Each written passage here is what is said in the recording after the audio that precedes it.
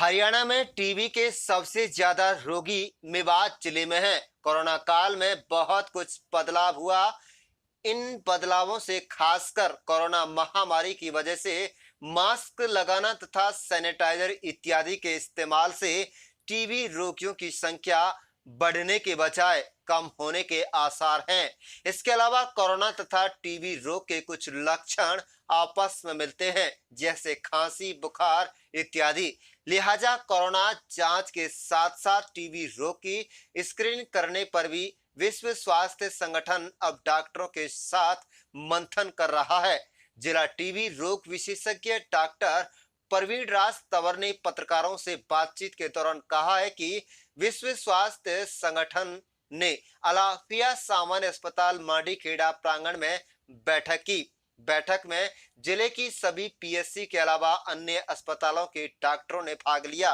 डॉक्टरों ने कहा है कि टीबी रोग में दवाइयों के बदलाव के साथ साथ अन्य बदलाव के बारे में भी डॉक्टरों को विस्तार पूर्वक जानकारी दी गई है।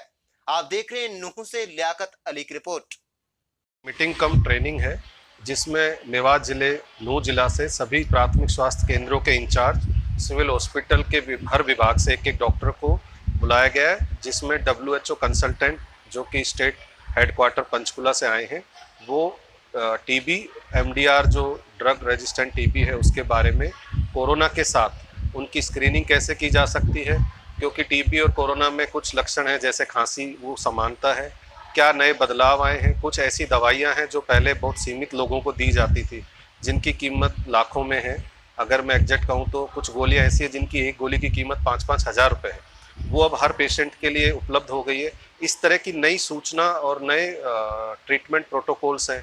पहले जो इलाज 2-2 साल चलते थे उनके लिए कुछ सुविधाएं हुई है, वो 9-9 महीने के लिए हो गए हैं। कुछ इंजेक्शंस कम होकर केवल गोलियों वाले इलाज शुरू हो गए। इस तरह की नई जानकारी और नए इलाज का शुरुआत के बारे में ट्रेनिंग और सेंसिटाइजेशन दी जा रही है, जो कि WHO कंसल्टेंट हैं हमारे हरियाणा के डॉक्टर कृतिका बंसर, उनके द्वारा ये आयोजन हो रहा है। MDR के लगभग 40 के आसपास पेशेंट हैं हमारे ज़िले में, और हमें लगता है कि आंकड़ा ज़्यादा हो सकता है।